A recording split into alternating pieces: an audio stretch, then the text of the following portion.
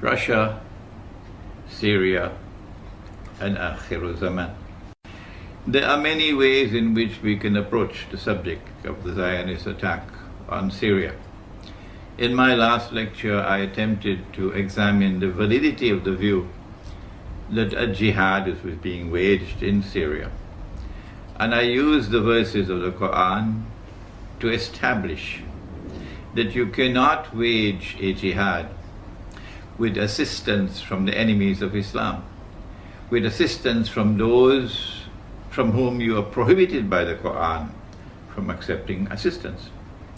I use Surah Al-Ma'idah, verse number 51, to point out that the Judeo-Christian alliance, which today is the Zionist Judeo-Christian alliance, which has NATO as its military arm, and Saudi Arabia, and Qatar, and Libya, and Turkey, as able and willing and enthusiastic members of that supporting and that NATO alliance, clients of the Zionist Judeo-Christian alliance, are actively supporting and funding and training people who are going into Syria to wage that so-called jihad. You should not be angry with me. No, when I point out that this cannot be a valid jihad, when support is coming from these people, weapons are coming from these people, financing is coming from the US Congress, openly, from France, from Britain, openly, they're doing it openly. And if you accept that support and that help and those weapons and so on, you cannot be waging a valid jihad. Don't be angry with me, this is facts. These are facts that I mentioned. But then there are those who say we are not at all in any way connected with these Zionists, Saudi Zionists and Qatar Zionists and Libyan Zionists and Turkey's NATO ally, Turkey the NATO ally. We do not accept weapons from them. We do not accept money from them. We do not accept any help from them. Well, I want to suggest to you that a valid jihad cannot be waged alongside an invalid jihad being waged actually by the enemies of Islam. That's not possible. No thinking Muslim will attempt to wage a valid jihad alongside an invalid jihad. What will happen is that as soon as those who have the upper hand in power, and the Quran tells us it's Gog and Magog, they're the ones who control power in the world today. This is my eschatology. If you differ with me and you hold to the view that Gog and Magog have not been released and they're not the ones who control power in the world today, then could you kindly do something? And I'm speaking respectfully, not in any way derogatorily. Would you kindly at least show some integrity by going and searching for the barrier built by Zulkarnain, which is built of iron and blocks of iron coated with copper, and which should still be standing somewhere in the world today, high up in the sky, between mountains, if Gog and Magog have not been released. Don't come with this frivolous nonsense. And I make no excuse for that language. That the barrier is somewhere underneath the earth. That's Disneyland. Eschatology. So a valid jihad cannot be waged alongside an invalid jihad. And when those who today are waging the so-called jihad in Syria with money from Saudi Arabia and Qatar and weapons and men from Libya and from Turkey and so on, when they gain the upper hand, and if, God forbid, they were to succeed, and they were to bring down the regime of the Syrian regime, the first thing that they will do, my brothers, is to hunt you down. Those of you who are sincerely struggling to struggle in the way of Allah without in any way being associated with the enemies of Islam, you're going to be hunted down like rabbits. And they will ensure that you are either eliminated or driven out. So before that day should happen, you should understand from an eschatological viewpoint and a theological viewpoint that not only do you not wage a valid jihad alongside an invalid jihad, but secondly, there is no way that those who are the people of Gog and Magog will not overcome those who are opposed to them in the long run until Nabi Isa alayhi salam returns and they are destroyed. They will always have the upper hand because they are a people created by Allah with power so powerful that none but Allah can destroy them. This is Sahih Muslim. And so for your own sake, I urge you not to seek to wage any valid jihad alongside any invalid jihad anywhere on the face of the earth. And protect yourselves, for tomorrow they're going to come after you like rabbits. Israel wants to rule the world. And the recent Israeli apology to Turkey sends a message, which I mentioned in my last lecture, that they are now ready to provoke what will eventually become the Third World War, or what will eventually become what Nabi Muhammad ﷺ described as the Malhama. There will be Malahim ending with the Malhama al-Kubra. I said that it is likely to be a Turkish attack on Syria. NATO, therefore, attacking Syria because Turkey is a NATO member. And what they're doing is actually baiting Russia. There are other aspects to the analysis. They have wanted to install a militantly Islamic regime in Syria, a Salafi regime in Syria that would spit blood and fire against Israel in such a way that Israel can use CNN and Al Jazeera to portray to the world that Israel is now in mortal danger, and therefore get casus bellum, a justification for waging the big wars against the Arabs that have been pre-planned. But you know about this analysis of mine. So in addition to that, what they're doing is baiting Russia. And today, if I may be able to do so, and if my words can reach to Moscow, today we from the world of Islam, about whom the Prophet ﷺ has said to us that we will make an alliance with Rome, we send a message to Rome. They're probably going to bait Russia with an attempt to slaughter the Christians of Syria. In the same way that one Sheikh, an elderly 84-year-old man, was shamefully assassinated with some 49 other people in a masjid while giving a khutbah. Shamefully on you, shamefully.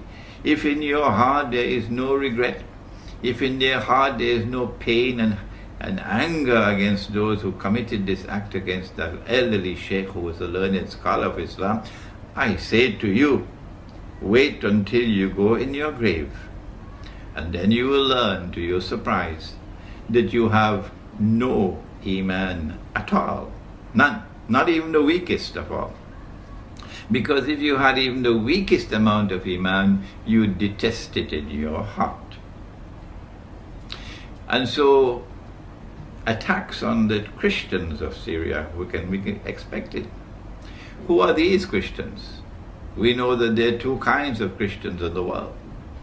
There was Rome, and when Allah sent down the verse of the Quran, غُلِبَتِ Rome, He was referring to Constantinople, to the Byzantine Eastern Christian Empire. But then, I think it may have been about 100 years or so after the Quran came down, that there was a split, a schism, and part of that empire, part of that Christian world broke away and went and formed their headquarters in the Italian city of Rome, from where Rome had emerged in the first place to move to Constantinople. And then came the Roman Catholic Church. And so you have Western Christians and Eastern Christians. It is the Eastern Christians that Allah is referring to, the ones who remain in Constantinople, when he spoke about Rome. And Nabi Muhammad ﷺ said that we will make an alliance with Rome. These are the people, and I know that our Turkish brothers and sisters are becoming increasingly angry with me when I point out that the Ottoman Empire was consistently at war with Rome, particularly with Russia. You have to prove to me that in every instance that the Ottomans took up arms against Rome, they were doing so in a manner which conformed with the Sharia of Islam, which prohibits offensive warfare, prohibits aggression, prohibits the use of jihad to expand a territory. Not at all, not in Islam. We never fight except in response to aggression or to remove oppression. We never fight unless it be in response to aggression or to remove oppression. And there's a methodology for the removal of oppression, but we don't have the time to discuss that today. And so Rome is Russia today. And we're going to make an alliance with Rome, said the Prophet ﷺ. Yes, I know that the hadith goes on to say many other things, but it does say, you cannot deny it, that we are going to make an alliance with Rome, and Rome is Russia. If Rome is not Russia, hatu burhanakum. Come on, bring your proofs. And let us argue the question in a very civilized way, in a scholarly way. Rome is in the Quran, and therefore it is from the Quran that we must first derive our definition of Rome. And Rome in the Quran is Constantinople, and Constantinople has moved to Russia. If we are to form an alliance with Rome, then it is with the Eastern European Christians that we're talking about. And the Christians in Syria belong to Rome, not to the Roman Catholic Church. Most of them belong to Rome. There may be some who have their alliance with the Roman Catholic Church, but they are, I believe, in a minority. And so if these Christians are attacked and slaughtered in Syria, it will provoke a response from Russia. This can be one of the ways, one of the sinister and shameful ways that Russia can be baited. The other way, of course, is for a full-scale launch, a full-scale Turkish attack launched on Syria. And then when Turkey launches an attack on Syria, because Syria and Iran have a defense treaty, Iran will now be also part of the war, and Iran will attack Turkey. And it will only be a matter of time, I believe, will Russia will be drawn into the war. And so today, we want to send a message from Islamic eschatology to Russia, and to remind Russia that the Bolshevik Revolution did not happen by accident. No. It was part and parcel of a diabolical planning that was meant to stab Russia in the back, and you know what I'm talking about. On the eve of the First World War, they planned for you. From the front door, Britain and France reached out to Russia for an alliance. Britain and France had already made an alliance. And then when they convinced Russia to join the alliance, it became the Triple Alliance. Or was it called the Triple Entente, I believe. But part and parcel, eventually, of that which was used to bait Russia, to lure Russia into the alliance, was the perception of the Ottoman Empire being on its last legs. The Ottomans had been beaten in the Balkans, and they were now vulnerable because of the loss of the European territories of the Ottoman Empire. Constantinople was vulnerable from a Bulgarian attack, for example. And because of that perception of weakness on the part of the Ottoman Empire, the sick man of Europe, they called it, they felt that Ottoman Empire was ripe for the plucking.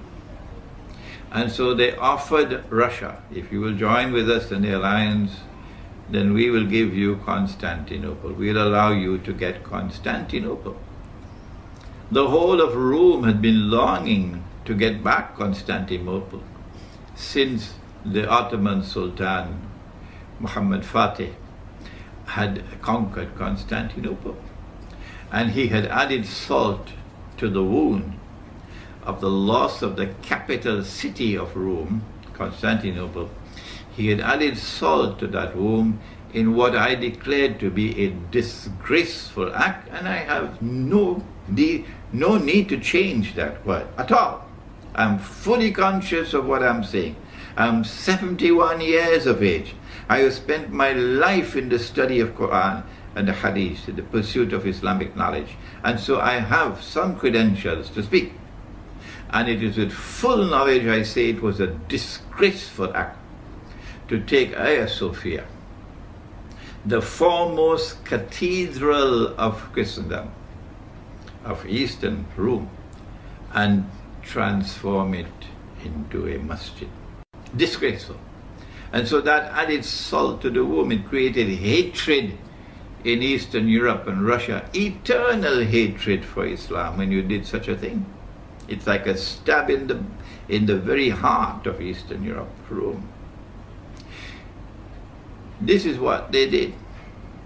And so when Russia was offered Constantinople by Britain and France on the eve of the First World War, the Russians were very pleased to accept that offer. And then the First World War commenced on cue, as though it was pre-planned. In fact, it was pre-planned. When they had offered to you Constantinople through the front door, Russia, are you listening? Guess what they did through the back door? These people who are duplicitous in their conduct, who are deceptive, who speak with forked tongues. And Russia, remember that Israel has a PhD in deception. And Israel is going to act in precisely the same way that Britain and France acted. What they did was to attack Russia from the back door when the Russian troops were very close to Constantinople. And then, in order to prevent Russia from taking Constantinople, which they had offered you through the front door, what they did was to plan and to execute the Bolshevik Revolution the way that they planned and executed 9/11. There is research to be done, but I guess the Russians already know what I'm talking about. Eastern Europe knows already what I'm talking about. The connection, for example, between Wall Street and the Bolshevik Revolution. The connection, for example, between the Americans and the Siberian Railway to ensure that the Russian regime would not have the use of the Siberian Railway, and that the Bolsheviks would be able to use the railway to bring in troops and men. So the Bolshevik Revolution took place at the time when it did, I believe in October 1917, in order to prevent Russia, Rome, from getting Constantinople. This was their duplicitous conduct. This was the double standards. This was the forked tongue. And Russia, you should beware now, because we are on the verge of another world war. And they will attempt to deceive you one more time.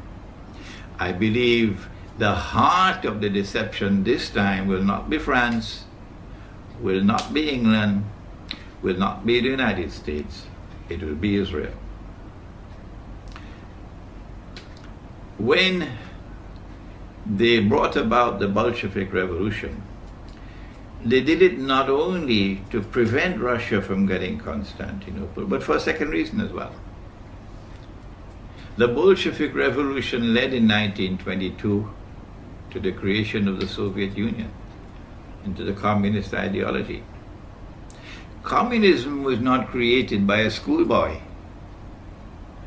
Communism is not schoolboy economics. Not at all. The communist socialist economic theories were very, very, very skillfully constructed. It brought about what may be described as more egalitarianism in the economy.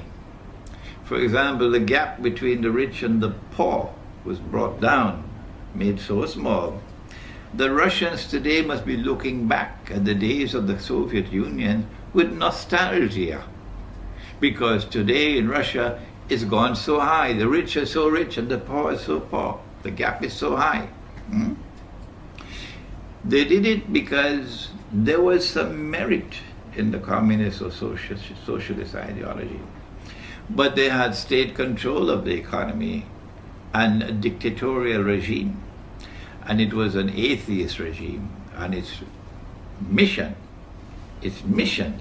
for which it was constructed was to destroy the Christian foundations of Russian society and of Eastern Christian Europe. And they wanted to do that so that the Western Christian faith would have the upper hand, would dominate.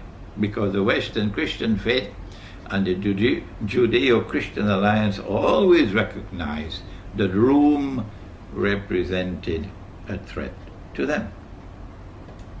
And then look at what happened in the Second World War. Was it an accident that even after Germany had surrendered, they continued the war and then they stopped the war at a certain time? Why did they stop it at that time? Why did they not go forward? The reason why they stopped the war at the time that they did is so that the Soviet Union would have total control over Rome. All of the territories of Eastern Europe, where Rome was located, Eastern Christianity, so that the Soviet Union would continue its oppression of Christianity in that part of the world. And so the Bolshevik Revolution was a stab in the back of Russia. It brought with it certain benefits, but there was poison with it. Like, Al Jazeera. Some things which are very good, but so much of poison. Like, for example, Harun Yahya and all his books. So much of it so good, but look at what his eschatology teaches you. And so it is very likely we are now on the verge of the big wars. We are at a critical moment in history.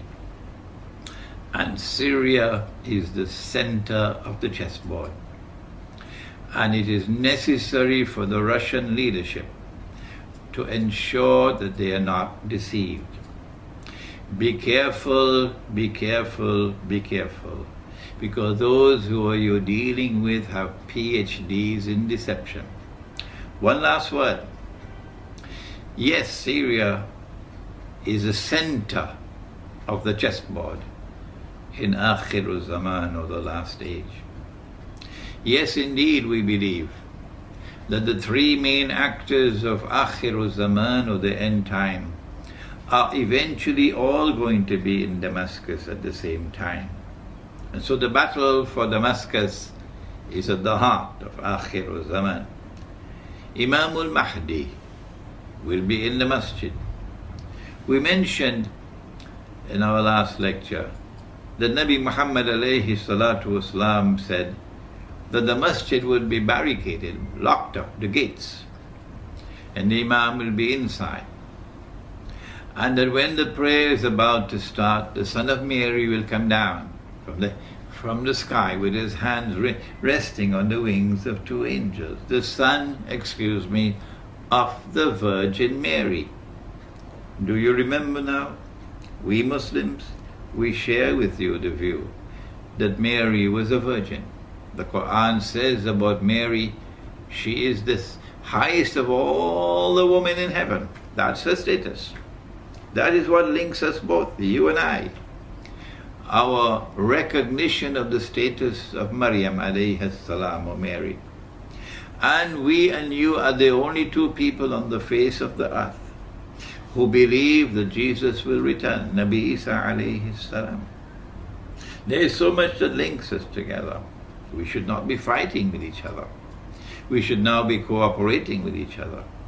When Nabi Isa alayhi salam, or Jesus, returns, comes down from the sky, with his hands resting on the wings of two angels, he will come down in that masjid in Damascus, not in Rome, not in Washington, not in London, and not in Jerusalem, in Damascus. And when he comes down, the Imam al-Mahdi will recognize him and say, this is the son of Mary. In just the same way that John the Baptist has said, here he is, this is the man you've been waiting for. This is the Messiah. And so history will repeat itself. The divine plan is that of positive recognition. Firstly, through John the Baptist, Nabi Yahya alayhi salam, and now for the second time with Imam al-Mahdi. And the Imam will ask Jesus alayhi salam to lead the prayer. And he will say, no, the people have appointed you as Imam or prayer leader, so you lead the prayer. And after the prayer is over, he will say, open the gates. Meaning that the masjid or the house of Allah is barricaded, blocked with gates, which is a taste of things to come. They have already assassinated one sheikh, Sheikh Muhammad Sa'id Ramadan al-Bhuti rahimahullah. Shame on you, shame on you, shame on you for what you did to him. And may Allah grant him the highest heaven, Jannatul Firdaus. Ameen. He is Shaheed. And those who kill him are going to be in the hellfire. Because this is not Islam. This is not Islam. And we've just got the report that they beheaded another one and dragged his body through the streets. I do not know as yet if this is a correct report, but it came from the Iranian Press TV, I think it's called. Just came in. If this is also true, then shame on them, shame on them, shame on them. And so the masajid are going to be barricaded now because these people have a thirst for blood in them that they will do anything. They're getting into a frenzy now. I don't know whether they're going to come after me as well. They're getting into a frenzy. Their blood is boiling. They cannot accept anything else except victory. That we have to bring down the Syrian regime. So you're dealing with the people who have gone mad. When Nabi Isa alayhi salam returns, these two are going to be in the masjid.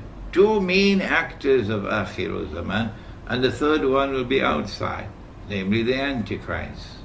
Every Eastern European Christian knows about the Antichrist, Dajjal, the false Messiah. And so all three actors of Akhir Zaman, three main actors of Akhir Zaman, individuals that is, Gog and Magog groups, these are three main actors of Akhir Zaman, are all going to be in the same place, in Damascus. And so the struggle for Damascus is intricately linked with Akhir Zaman, the end time. And Russia has to be very careful. I mentioned in my last lecture that there is a methodology for the study of the Quran which allows us to recognize multiple meanings for the Quran. That an event took place and the Quran referred to that event, but that does not restrict it to that particular moment in space and time. That the Quran can have other applications as well. And I pointed out to you the verse in which Ibrahim alayhi salam, or Father Abraham, was commanded to sacrifice his son, his only son. At that time, only Ismail alayhi salam was his son. Nabi Ishaq alayhi salam was born later. But that's a difference between us and you, which we attribute to the changes which took place in the Torah. I have a book entitled The Religion of Abraham and the State of Israel, a view from the Quran, in which I have offered a Quranic explanation of these problems that exist between us. It is at that time when Nabi Isa alayhi salam returns and the attack takes place, that we will see forces unleashed which will take us to the end time.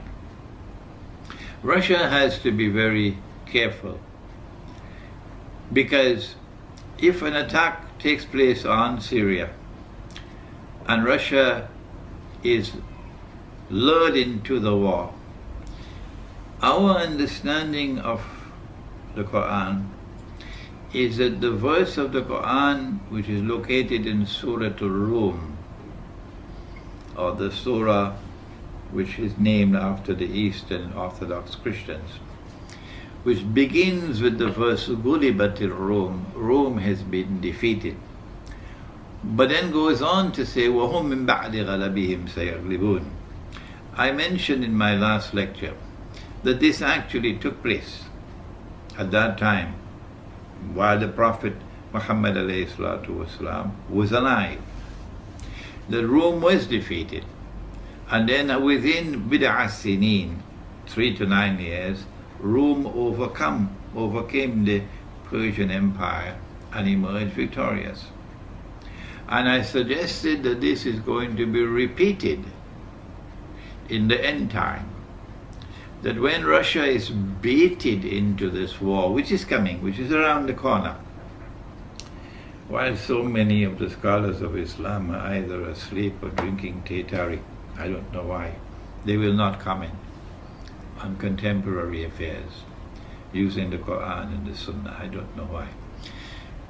When Russia is baited into this war, and the Russians are ready and willing, when President Vladimir Putin was flying back from the conference in Durban, at 3 o'clock in the morning he gave the order for a naval exercise in the Black Sea. 3 o'clock in the morning. And Russia is going to be lured into the war. And we are standing at the doorstep now of that great war, which is going to lead to many other wars. The message we have to send to you today, if our interpretation of the Quran is correct, is that you should not be dismayed by any initial setback or defeat.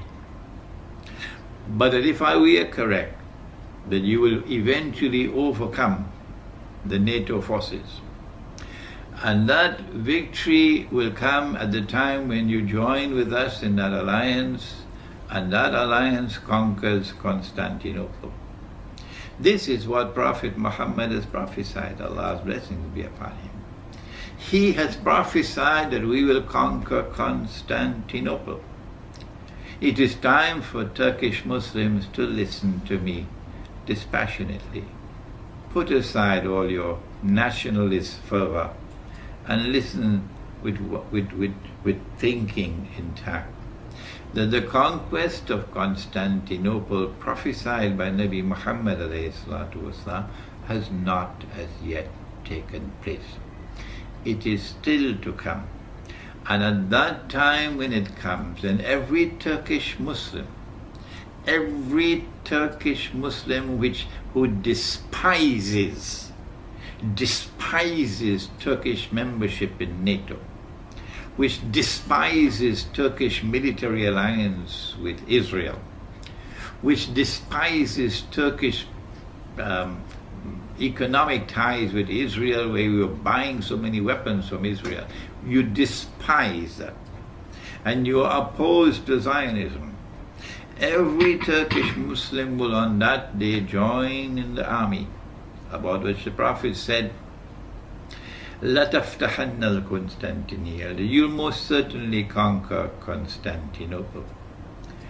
وَلَنِعْمَ الْأَمِيرُ آمِرُهَا, and what a wonderful Amir or commander that will be.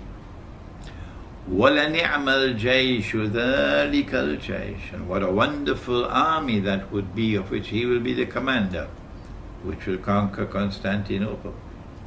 Not only would the Turkish Muslims be members of that armed force which will conquer Constantinople, those Turkish Muslims which despise NATO, but the whole world of Kurd, the Kurdish people who have been oppressed, those Kurds who have been oppressed, and who still, like Salahuddin Ayyubi, have the love of Islam in their hearts. All of them are going to be part of that army, and we'll jointly struggle to liberate Constantinople. The liberation of Constantinople is part and parcel of the grand scenario which will witness Rome being victorious over its enemies. And the victory of Rome spells the end of Israel. And so we end our talk on Syria, Russia, and الزمان, pointing out that this is not the whole story, but we'll reveal it, or we'll analyze it bit by bit in the days and months, weeks ahead, inshallah. We hope and pray that you will now go to the website where the whole lecture is going to be placed, and that you will carefully consider the comments that you make, that you'll make scholarly comments, well thought out comments, so that you'll add to the intellectual richness of the discourse, and that you will ask questions not frivolously but seriously, and that we'll be able to delete all the frivolity and all the obscenity and vulgarity. وَنَعُوذُ بِاللَّهِ مِنْهُ.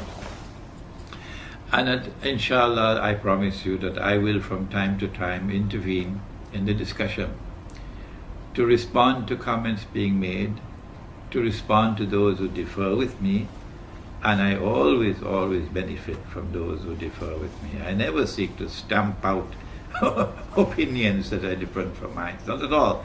That's not my way of scholarship. And I will also attempt, inshallah, to try to answer your questions. And may Allah bless you all. Assalamu alaikum wa rahmatullahi wa barakatuh.